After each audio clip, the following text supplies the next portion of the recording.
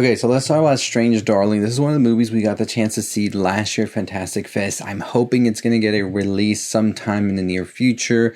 Hopefully a summer release. I can really see this movie doing so well, honestly. It is one of those movies that I think is going to have a start that continues and rolls. And the more word of mouth comes of it, I think more people are really going to get into this one. So you have Gallner starring with Willa Fitzgerald. This is directed by JT Mollner in beautiful 35mm, might I add. And before we get into it, go ahead and hit that subscribe button, hit that notification bell. We're on the road to 30,000 subscribers. We're about to hit South by Southwest in about 2 weeks, so super excited about that. And if you want to join us on all of the things we're going to be watching and looking at over there, make sure you're subscribed and follow us on all our social medias. But let's get into Strange Darling. Like I said, one of the movies we caught at Fantastic Fest last year and just in complete awe. Directed by JT Mollner in 35mm. That's the first thing you're going to notice about this film is just how gorgeous and just how incredible the cinematography is, because JT Mollner is able to give the movie this very 70s-esque vibe and a very Duel-like beginning. Duel, the movie from Steven Spielberg, which I think is just a complete masterpiece. And we see that this movie just starts off right off the bat, just going straight into the 70s homage. Gallner, Willa Fitzgerald. This movie basically chronicles the final months of a serial killer. And I won't say much more of anything because I think this is one of those movies that you have to go in knowing nothing at all. Like, as soon as you hear this movie is going to be released, do not watch the trailer, do not look it up or anything like that. Just go and watch it, because usually, I don't know, unless the director themselves are making the trailer, I feel like a lot of the times the companies that edit the trailers give out too much, and I feel this movie is just one of those movies you don't want anything given out for. You just want to go into it and experience it. You basically have this cat and mouse type chase going on, and that's as far as we'll go.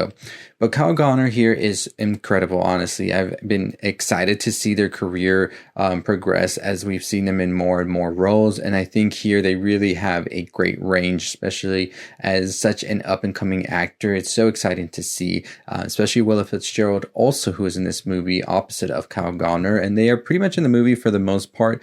They are the center focus of it. There are other characters, there are other people in the movie as well, but I think that they really are the focus, and it is just incredible what they are able to accomplish, because a lot of the times we just have this banter between the both of them. And when it comes to movies like this where the actors really have to carry it, they really have to deliver the scene and the lines and all of that in a way that makes it entertaining and just keeps your eyes glued to the screen. They excel at that, honestly, here, and just deliver something incredible. But like I said, JT Mollner's eye in this is really what captivated me from the beginning all the way up into the end, because there are certain ways that the scenes are done, especially some of the scenes here have little to no dialogue, and so we're just there in the whole heat of the moment, and all that we have is Willa Fitzgerald, Gallner, and JT Mollner making us see everything that they want us to see, making us feel everything they want us to feel, and we see what they see, hear what they hear, and the way that the scenes are structured is just beautiful, honestly. Like, it is just a gorgeous, gorgeous movie, and you'll hear me talk about that a lot, but honestly, just beautiful lighting, beautiful camera work, amazing shot designs, all of that, and just incredible. But enough about that. The story in itself, I think, is just so outstanding. It's told in a way that is non-chronological, 6 parts divided up, and they're all like spread out and like jumbled up all together. So you're not watching this movie in chronological order, and then by the end of it, when you realize what exactly was happening and how it was best to not have it in chronological order, because it really elevates it to another level. I feel like once you get to go see it again and you realize everything that had happened and what exactly is the underlying thing going on here, and put all of those pieces in your head together, it just might elevate that movie to another level. Because once I was done with it and I had seen how it ended and how everything sort of unraveled on its own in that final scene, I was just like in awe of what they were able to accomplish with that. And I think that the way that the film is structured as well, it could have worked to do it in chronological order, but I feel it hits even harder to do it in a way that's all jumbled up, and it just has you guessing what exactly is going on. And by the time that you figure what exactly is going on, you're just like, oh man, you just think about everything else you had seen prior and the whole way the movie is structured and the way the movie has sort of been unraveling. It makes you think about everything in a different light. And I really enjoy that about the story in itself.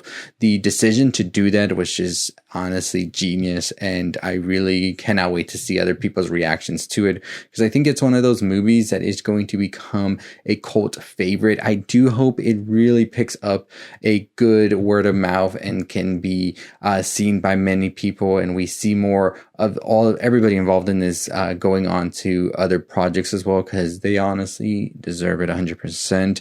But one of our favorite films of last year, honestly, the amazing acting between Gallner and Willa Fitzgerald, and also JT Mollner's way of directing the film with the 35mm, amazing choice, honestly. Overall, we really love the movie. We give it 5 stars out of 5. We think that this movie really is going to push a lot of the films that we see come up next. I think it really is a movie where this director is just doing their own thing. They want to try out these different shots. They want to do this very bare bones story in the best way possible, I would say, because it's filled with so much emotions from all of the characters in here. And it's a simple story. Like I said, you have this just cat and mouse chase going on, the final moments of a serial killer, and that's it. That's all I'll tell you to go in for it. And what it's filled in there with the story itself and the way the actors act is just what elevates it to another level. And honestly, one of our favorite films of the festival at Fantastic Fest and just of the year 2023. Well, 2024 is a release date for it, hopefully now. So let me know what you think whenever you get a chance to watch it. Once you come back to this video after you watched it, we really enjoyed it and can't wait to discuss it even more, especially once people see it. We want to discuss the structure and the spoilers and all that good stuff.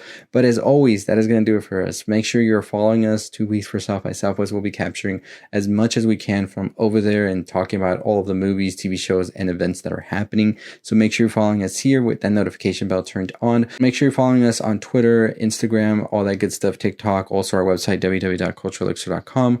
I'll see you next time. Stay safe, stay positive.